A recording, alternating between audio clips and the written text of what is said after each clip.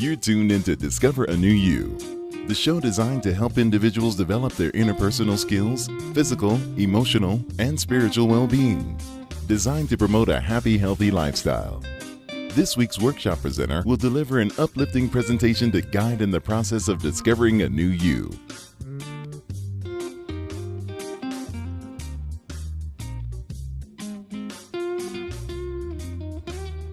Welcome back to Discover a New You Atlanta. I am Beverly Walthour. And so with our panelists, once again, we've talked a little bit about business and how to make sure that we're taking care of our business needs. But once again, we know as entrepreneurs, we also want to make sure that we take care of our physical, mental, emotional, spiritual, and financial needs as well. And so now we're just going to shift into talking just a little bit more about making sure that we're maintaining our whole selves. And so when it comes to the entrepreneurial piece and taking care of our mental and our emotional health, because that's huge, and so we want to make sure that we're doing that. So I know that Hope, you're a grief counselor, and so with you being an entrepreneur and working with entrepreneurs as well, if I am this entrepreneur and I want to make sure that I maintain, my mental health, what advice would you give to make sure that I'm able to balance my mental health so that I'm able to continue to take care of my business, my family, and all of those other things? I would, first of all, just say to have an outlet, because as entrepreneurs, based on what you do, you don't want that to become you. You're still who you are first. So I'm Kamaria first, and then I'm a grief counselor second. And so just that's part of staying true to you and just knowing who you are. And then taking time for yourself. And the last thing is having a counselor. I say every counselor needs a counselor. So I have my own counselor that helps me to keep my mental balance. Awesome. And so, LaRonda, what about you? How do you maintain that mental health? And then, what do you recommend for others? I meditate. I meditate every morning before I do anything. I meditate because it keeps me centered. It keeps me balanced. And on a day that I don't meditate, for whatever reason, I'm running late or something, I get up late, it feels like my day is just a little bit off. But when I go back to my meditation, it's like I'm getting back to my center. And I was telling, someone earlier that it's like you're driving a car and, you're really tired and you just kind of doze off a little bit and then you wake up and you're back on. And it's the same thing. You get off balance, you get off track, but then you got to find your way back to that center. And I can always tell and feel the difference when I'm not in my center. And that, that's my sweet spot, is in that center. So meditating for me is, one of the greatest ways for me to kind of keep my mental health together. Awesome. Hope. I think for me it's important that I read a lot.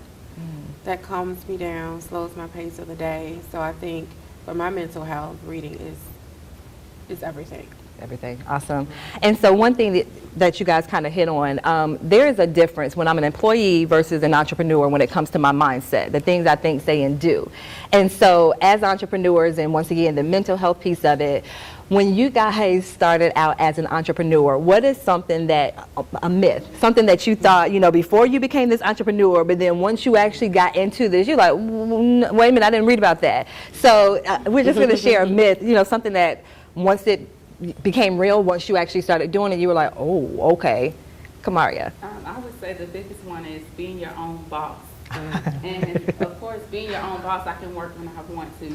But when you're your own boss, you're also your own employee. You're also your marketing. You're also the person that has to do the Facebook posting. You have to go and ask for the interviews. You have to write the newsletters. You have to do everything. And when you don't do it, it does not get done. So that was the biggest wake-up call for me. Like if you're laying in bed, then nothing's getting done. So yes, you are your own boss, but you're also every other person that you would have to employ in the future. That's what you hope to be able to do that. But in the meantime, you're that person. Okay. For me, it's, the thing of it's going to happen overnight. All of a sudden I have this business license. Okay, so tomorrow I'm going to be sitting on Oprah's couch. It doesn't work that way. So, there's a process and it's a journey. It's like running a marathon. You don't sprint a marathon. You just kind of, pace yourself. And, that's been the biggest thing, is just kind of waiting through that process and just being patient with yourself, and just understanding that it's going to happen. You can see movement, but you just have to be patient. The biggest myth that confronted me was I work for myself. And I can remember just as clear as day, I was in church, and there was this attorney. He's a very well-known attorney here. And he said, raise your hand if you work for yourself. And I was budding. I was excited. I was like, yes, speak God, that's me. And I raised my hand, and he looked around, and this is wisdom again. You need a mentor. And he said, honestly, you don't work for yourself. You work for your customer. You work for every person who's looking for you. So you don't work for yourself. And that was just one of those aha moments for me that really put it into perspective that this thing is bigger than me and that I am accountable to others. And so my whole mindset shifted from that one encounter. Wow, wow. And so, okay, so I'm this entrepreneur. I've been doing this 5 months, 6 months. It's been a year. And so LaRonda said, you know, it's not a marathon, it's a sprint. No, it's not a sprint, it's a marathon.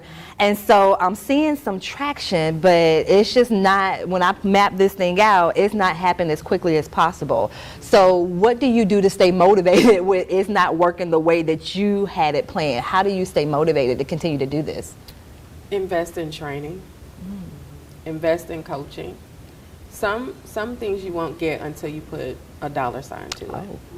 And as hard as it is to digest sometimes, you need to invest in training. So if I hit a plateau in my business, then I invest in where's the best conference, where are the best people, who has hit milestones that I want to achieve. And when I find those persons and they have that track record, I invest financially to get myself out of that space.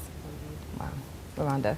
I think having a good support system is important when you're talking to other entrepreneurs and kind of partnering with them and kind of bouncing ideas off of them and saying, hey, I've been doing this for 5 months, whatever that thing is, and it's just not working. What else do I need to do in order to get to that next level? And sometimes you just have to sit in it and just be still sometimes and listen for what you're supposed to do next. And it will come. You just have to keep pushing. And you know, I'm the type of person, I'm constantly looking for things to inspire me. So I'm constantly looking for inspiration all day long, whether it's, you know, listening to a little kid laugh at something online, or, you know, a baby smile or something, or, you know, listening to my master business coach, you know, on her live, or listening to a training, like you said, there, you always constantly have to seek outside of yourself, looking for things to inspire you. But then internally too, with the meditation and all that too, it gets a little deep, so we'll save that. So Kamaria, let me ask you this. So I'm looking to start my business, but I don't have the support. Like, my family doesn't support me. My friends are like, you are crazy. What are you doing? You know, how are you going to leave this job that you've had and you're making 6 figures? Like, what do you do when the people around you don't support your vision or see the vision the way that you do? I would first say you just have to start with knowing your why and your purpose. And so even what motivates me is just knowing that this is what he's calling me to do. So no matter who doesn't see it, eventually it will come. It's sure proof. It's going to happen. And when you just know that, then those days when nobody's calling, nobody's supporting, nobody will even click a like on your post, you just realize that that's not what it's about. It's a bigger purpose, and you can continue to do it. And when you don't have that support, you have to just find it in yourself. You really do. You have to be confident in yourself. If you start out looking for everyone to support you, or if you base every action on who's responding, then you won't go far. Wow. Wow. Hope, what about you? What would you, for those people that don't have the support, what would you recommend for them? Find what you're looking for. I mean, it takes courage to have a business. And if you don't have the people around you who can accept your movement, you don't have to reject those people. You just know they're not for your business. So my cousins can still be my cousins. My sorority sisters can be, you know, every person has a place. And the sooner we realize that you have a place, it may not be in my business. We can go to the movies, but we won't go and sit down at the chamber together. You understand? So for me, it's really important to make certain that if the people around you are not celebrating you on that level, just accept the support they give you where they are. But it's up to you to be responsible for your own gift. So I cannot afford to permit someone else to shepherd my gift. That's my role. That's my responsibility. Wow. And powerful what you're saying, because a lot of times it's, oh my gosh, they're not buying from me, or oh my goodness, my friend is not coming out and supporting this event. And once again, it's your baby, it's not theirs. So once again, they probably won't have the same vision you do. So like you said, surround yourself with other people that will have that vision and support you in that vision. Wow. Okay. And so the next question, you'll hear a lot that being an entrepreneur is a lonely place. Like, it can be lonely, and then if I'm doing this online, it's like, it's just me and this computer, the kids are at school, hubby. So how do you, keep it where you're not so isolated in your business? LaRonda. I think one of the things for me is I have a really good online support team. Like, I have an amazing group of people online that are extremely supportive, and they're entrepreneurs too. A lot of them are moving in the same circles. So I think when you are intentional about your life and you start a business and you start to move in your life in a different way, and when you move in a different way in the world, you start to attract the people that you need in your life. So those people are there to support you and to help you get to your next level of greatness. Kamaria. I would say keep balance. Oftentimes when we start a business, we just it's good to have laser focus, but you have to take a break. And so when you don't do that, when you isolate yourself from people, that can become a problem because you can burn out really soon. And also supporting other businesses. I find, because I don't work anymore, I'm at home doing my business, I find that I have to, when I go and support someone else, that's my time to get out. So not just your own. If you're just focused on me, but if you build relationships, that actually helps you to support others, and then they start to support you. Wow, wow. And Hope, what do you say? I think overcoming isolation has to be a choice. I think there are seasons in business that there are sometimes I'm in an incubator phase, so I need to be isolated so I can be centered, I can be clear on who I'm targeting. So I do think that there is some benefit to the isolation. The problem is if I stay there. And so that's the awakening. You don't stay there. You have to move forward. So for me, I trust that in my process, wherever I am, that there is a place where I need to be isolated. I need to not have a lot of... Don't touch that dial. We'll be right back with more Discover a New You.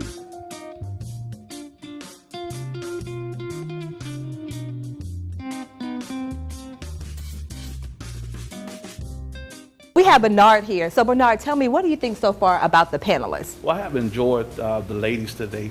I can honestly tell they're sincere about what they're doing. They have done their homework, they have done their research to give the population to what they need.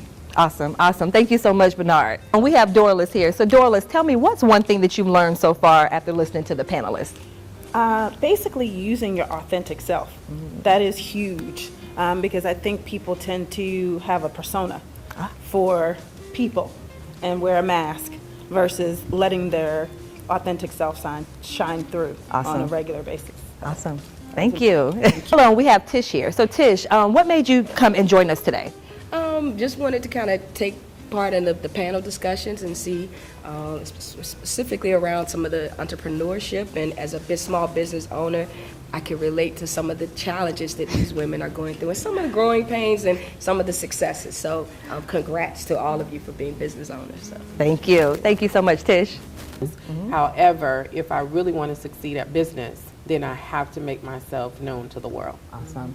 Awesome. And so we touched on this just a little bit when, as this entrepreneur, we know financially, we want to make sure we have the funds and we're able to sustain ourselves, but there's so many options out there. So, whether or not I have a brick and mortar, whether or not I'm online, once again, service-based or product-based. So how do I not chase all these shiny objects? Like sometimes I feel like a squirrel, literally, and someone posts something, I'm like, oh, wait a minute, oh. So how do you because that can be very taxing on your pockets, when you're chasing all of these classes, these conferences. So how do you figure out what to do when it comes to that investment? Because we know as an entrepreneur, I'm going to invest time or money in my business. So how do you delineate how am I going to make that next decision? So we'll start with Hope.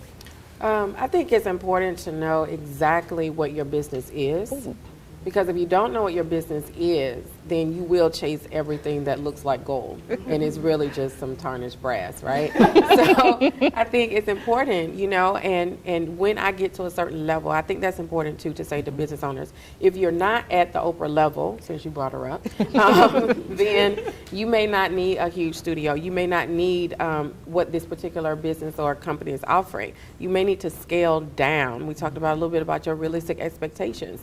So even though it looks good, it sounds good, they invested great money in marketing and branding for it because that's the goal. They want you to say yes to their offer. But if I know I am not really ready, then I should invest, because what happens is over time, I fell into that trap. You have a lot of information, but it's information constipation because you've not moved anywhere. It's just sitting there. And so you've invested thousands of dollars and lots of time and travel for something that you felt was really going to help you move your business faster. But the reality is, if your foundation is not solid, then you're going back to the starting place. You wasted a lot of time and energy, and by the time you catch up, there's a brand new thing now. So I just think it's important to know your business, know who you are in business, and stay committed to that, perfect in that area before you launch out into something else. Awesome. Okay, and LaRonda, what would you advise so I'm not spending money? Okay, so I've been a victim of the information constipation. I've been a victim of the squirrel moments. But for me, I ask myself two questions now. Is this a part of my purpose, or is it a good use of my time? And if the answer is no, then it's no, automatic. So that's generally how I kind of work through that process. Awesome. And then Kamaria, the question I have for you, and then we'll wrap up, is how do you stay current in your industry? How do you actually stay current to make sure that when you're working with clients that you're giving them the best of you? What do you do to stay current? One thing goes back to what I shared earlier, is just research. And also educating yourself. You can never learn too much. I think sometimes people stunt their growth by not wanting to grow and move with what's happening, because you can get left behind by not looking at what needs to happen. So for instance, the social media, that wasn't something I did. I saw this is what I need for my business, so that's what I'm going to do, whatever it takes for the business to succeed and to get my name there, to show people so that I can reach my audience. Awesome, awesome. And so, ladies, we've been having an incredible conversation, once again, just geared toward entrepreneurs to ensure that you're addressing not only your business needs, but physically, mentally, emotionally, spiritually, and financially as well, if you want to be a successful entrepreneur. And so before we wrap this up, I just want to ask you, ladies, you know, in case the viewers want to get more information from you, you'll share with me just your website and your email address. So You can reach me at www.sheispowerful.com. And you can reach out to my assistant at sheispowerful2@gmail.com. Okay, say that just one more time for the people in the back. Sheispowerful.com. And you can also reach my assistant at sheispowerful2@gmail.com. And you can reach me at LaRondaCGiddens.com. That's LORONDACGIDDENS.com. And my email address is inspired2peel@gmail.com. Inspired2peel@gmail.com. Awesome. Come on. You can reach me at my business name, is Peace Within the Pain. That's PEACEWITHIN Pain. The THE Pain, PAIN. So that's peacewithinthepain.com. And at my email is admin, ADMIN, @peacewithinthepain.com. Once again, I do want to thank you, ladies, so much for spending time with us today. Once again, sharing with our viewers the power in making sure that once you have that balance, business, mental, physical, spiritual, financial, it's going to make a huge impact on your business. So once again, we do want to thank you guys for joining us today here at Discover a New You Atlanta. Thank you.